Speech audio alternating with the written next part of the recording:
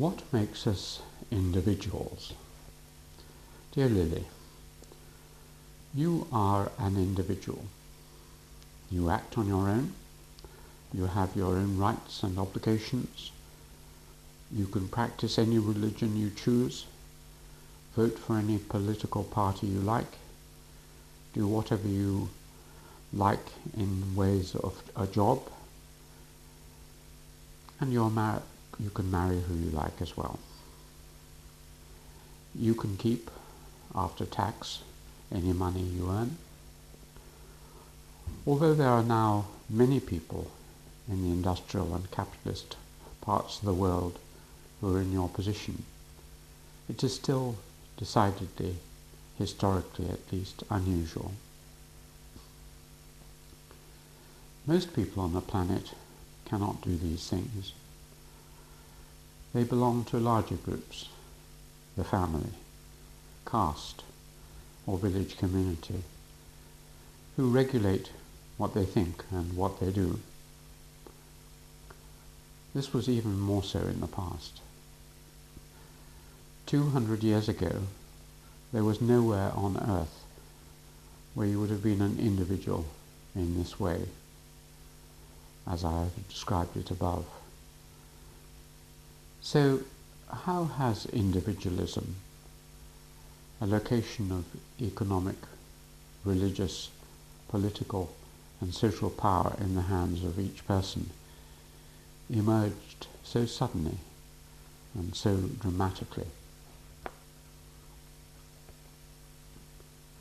This is a large topic, and a full account would take us into the rise of religious freedom, political democracy, modern industrial organization, and many other areas.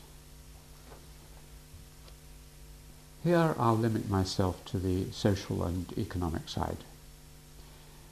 In particular, I will describe the way in which the individual has become separated out from the wider family group. This separation of the social world of the family from the economic world of the production of wealth is one of the great changes in history, and is described by many as the rise of capitalism. It's particularly relevant to you, since England has often been described as the first capitalist society. In your own country, there emerged a new system of individualistic economic and social relationships, which now dominates much of the world. How did this happen? What happened in England? In the period roughly between about 700 and 1200 AD, much of Western Europe was uniform. A traveller through northern Europe, that is France, northern Germany, the Low Countries and England, would have felt no real sense of contrasting civilizations. There was a relatively light population ruled by feudal lords and kings practicing a form of Christianity. The people were partially unified by a Latin language and governed by barbarian legal codes mixed with bits of Roman law. The social system was based on the rather individualistic system which had come from the Germanic tribes, which gave people much the same roles as the family system today. People were struggling to preserve the vestiges of Roman civilization and build up a new world. Language apart, English visitors to Spain or Italy would have felt at home. The society that grew up in Western Europe after the fall of the Roman Empire was a feudal one, not a family-based one. Its main bonds were contractual. ones of allegiance and power based on choice rather than on birth and blood.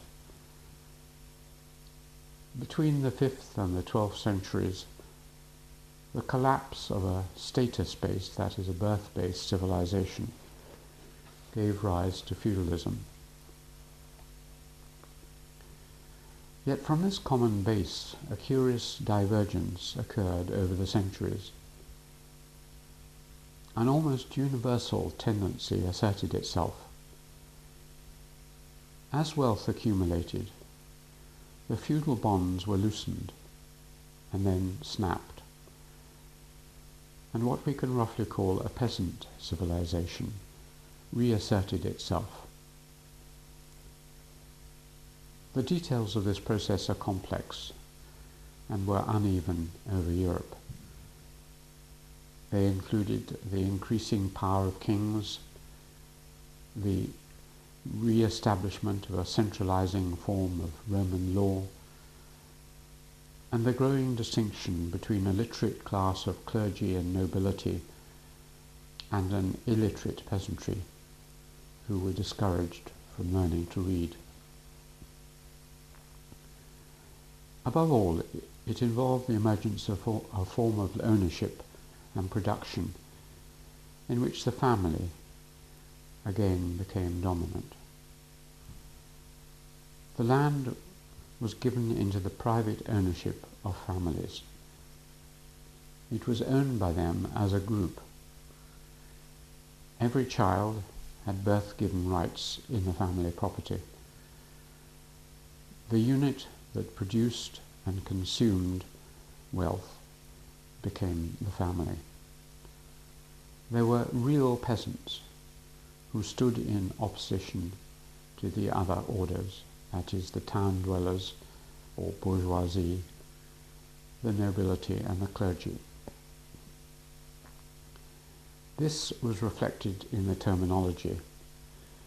In Italy, a group known as contadini. In Germany, Bauern. In France, Peasants emerged. Yet there was no such group in England, and no native term to describe such a category. There were countrymen and women, but this only described where they lived. Instead, there were many words: husbandman, artificer, yeoman, labourer, to specify status. None of them fitted with the meaning of the word peasant, which came from the French paysan and was imported probably in the 16th century, 15th, 16th century. Why are there so many peasants? England was clearly the exception. So why is there such a strong tendency for civilizations to move towards a peasant path? The simplest answer seems to be that it is in the interest of both the rulers and the ruled. To this we may add that the family property solution is in many ways a considerable improvement on what usually preceded it. It works better than communal agriculture or even slavery. A family-based peasantry is created when the agricultural population are given inheritance rights, so that the family as a unit owns the land. Previously, families had usually enjoyed very insecure or shared rights, either as members of a larger village community, which redistributed use rights from time to time, or holding an insecure tenure granted by large landholders. Both of these other systems have grave disadvantages for the family. They leave it vulnerable to the tendency for any hard-working person to to find that he or she is supporting lazier fellow villagers, or at the mercy of the landlord's whim. So when the rural dwellers are offered complete ownership of their fields, usually in return for a reasonable tax based on what they can produce, they are hardly likely to refuse. They now own the property and can pass it on safely to their children, who are in fact co-owners from birth. They are happy, and their children are happy. The system is often productive, and there is likely to be a noticeable improvement in yields. Family members have direct incentives to improve their production, which will now benefit themselves, and their close relatives. They can invest in the knowledge that they and their heirs will benefit in the longer run. Effort and intelligent planning are rewarded by increased prosperity for their loved ones, rather than to the nebulous community or to a distant landlord. Meanwhile, the ruler is also happy. The production will rise, so the taxes will rise. Furthermore, governance will be easier, since a mass of peasant families with a deep attachment to the soil can be relatively easily controlled. The family is used as the foundation on which the system works, with the head of the family taking responsibility for the behavior of his family members. As in the Confucian or Roman law system, a form of patriarchal power, the power of the senior male, is encouraged. The head of the family rules the younger brothers, the women and the children. Furthermore, in the perennial contest between ruler and overmighty subjects, a strong peasantry can act as a buffer against the local lords or gentry.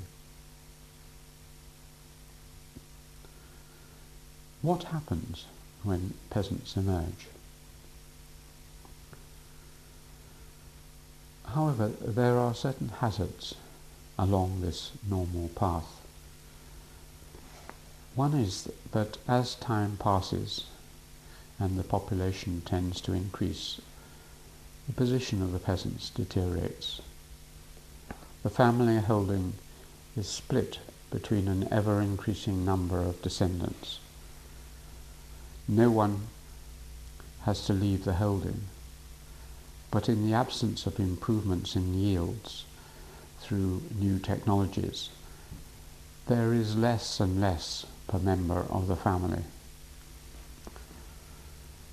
The peasant's position deteriorates into that of subsistence farmers, where people retreat from the use of money and markets. This is what happened in Ireland in the 100 years before the Great Famine of the mid-19th century, or in France in the centuries before the Revolution in 1789. Likewise, the rulers tend to make the situation worse. As their power and means of control increase, they are tempted, or with the threat of war forced, to extract more and more from a trapped rural population. So taxes and rents increase. After some centuries, what started as an extraction of, say, 10% or so of the crops increases up to half of the yield for the family farm. The family is trapped in the system.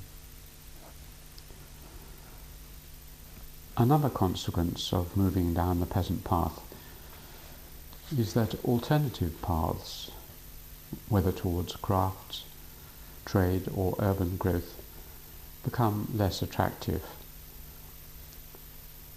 The response to the shrinking of resources as children divide and subdivide plots and the lords and rulers pass their increasing demands on to the peasants is not to flee or set up new types of activity. These require capital, which would have to be withdrawn from the farm, and are risky. The way out is thought to be to work ever harder and to cut all costs, for example that of keeping animals.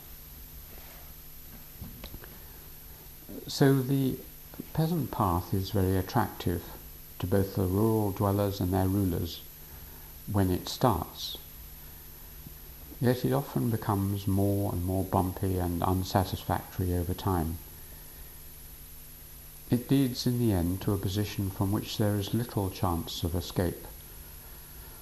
There are no paths down which a densely packed peasantry can now move away from rural misery. How did the English take another path? A way out is to move to an even more extreme form of privatization of property, not down to the level of the family as a group, but to an individual within a family. England moved to such a system of single heir, individually held property. In the English case, there was no family-owned land, nor was there community-held land. Over the centuries, an unusual system developed, whereby there was a combination of two major landholding methods. Between the 12th and 16th centuries, much of the land was held by individuals, not families. It was held on a kind of lease, granted by a manorial lord. But in this system, there was considerable security. The land could be inherited by whoever one chose as one's heir, or sold to another, as long as the lord was paid a fee and the transaction was recorded in the manor court. Alongside this, there was freehold property belonging to the king, but held directly by an individual and to all intents and purposes privately owned. So there was no family property. Children had no automatic rights in a holding by their birth into the family unit. The individuals who held the land could dispose of it as they wished, within the constraints of the customs of the manor and the laws of England. In this system, the centre was powerful enough to hold each individual in its grip, without having to resort to giving families absolute rights. Yet it was also found to be effective to give considerable security to individuals. The absence of the usual threats and pressures of invasion from landed neighbours, because England was an island, was a key factor. What happened to our sense of community? Most of us believe that in the past there were true communities within which people lived. The community came first, the individual second. There were villages or other physical places where a person was born, married, and died. It was a community of residents. Since their forefathers had lived there for generations, many of the villagers were related by kinship and marriage. It was a community of blood.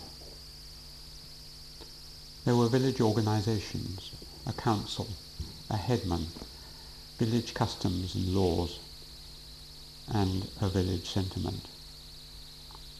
We are of this community. You are an outsider from elsewhere. In extreme cases, as in some Chinese villages, everyone had the same surname. Everyone you met was called Chen or Yan or whatever. I saw many of these features of what we might call natural or real community with a capital C when I first visited a Nepalese village in 1968.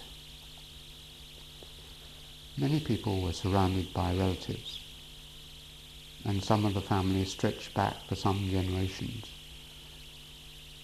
Even the women, who often married out, retained strong links with their Maita, as it was called, or birth village. Many people lived out almost all their life in the village into which they had been born. Many believe that almost everyone lived in such natural communities until the 19th century. Then a revolutionary change occurred from community with a capital C to association with a capital A. Association describes our modern world, where people are constantly on the move, born in one place, educated in another, married in another, moving several more times before dying. We tend to live with very few kin nearby, and most of our interactions are relatively short-term ones with neighbours or workmates. Increasingly in large cities or rural commuter villages, you do not live in bounded communities. Many people do not feel much about people in their street or neighbourhood. The growth of cities and new patterns of work have created, we believe, the lonely crowd of rootless, drifting, modern individuals. There is something in this powerful myth of a former close-knit world. When I arrived in this fen village near Cambridge, nearly 40 years ago, most people seemed to know each other, and there was a sense of the village as an entity. Some of the families were old, and the farming couple who lived next door had been born and were to die in the village. In the course of the next 35 years, the village has become a commuter suburb of Cambridge. The blacksmith has gone. The real shop has gone. 2 pubs have gone. The village school has vanished. It's no longer even a ghost of a community, except in its cricket and football teams. I seem to have witnessed the shift from community to association, and indeed, as one of the first outside academics in the village, to have contributed to it. Yet, as I feel this nostalgia, I have to remind myself but my historical studies of English villages over the last 100 years suggest that there has never been real communities in the sense of place, blood and sentiment. Considerable mobility, the fragmented family system and developed economic exchanges have meant that, unlike in China, India and much of mainland Europe, it's difficult to find natural communities in England at any point in the last 1,000 years. So the rootlessness we see today is a very old phenomenon. It's a peculiar feature of England that people have never been absorbed into a very powerful community, which gives security while making it impossible to be a free individual. We live instead in temporary, constructed and partial communities, groups of friends, co-workers, neighbours, club members. What are the consequences of this for your life, Lily? You can begin to understand why, though you live in a country village, watch your parents grow vegetables and flowers, and enjoy the trees and rivers of East Anglia, you are not a peasant, and you do not live in a natural village community. Unlike almost everyone in the world up to about 100 years ago, you do not belong to a largely illiterate, household-based set of people who pay up to half their income to support a tiny elite who are totally different from you and live in cities and castles.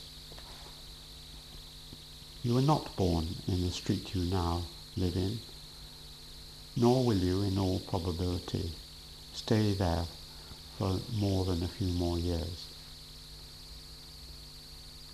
You are not in the absolute control of the dominant male, father, husband, brother in the household, nor, if you marry, will you ever be under the practical control of the leading female in the family into which you marry, your mother-in-law. You can own property in your own right and sell and give it away, but you cannot automatically inherit from your parents. You may do, but it is up to them. You will leave home and set up on your own, probably in your late teens and certainly in your early 20s. You are able to make your own way, not tied down within a family or community, with all the advantages and disadvantages that brings. Indeed, in all true senses of the word, you are, dear Lily, a free spirit.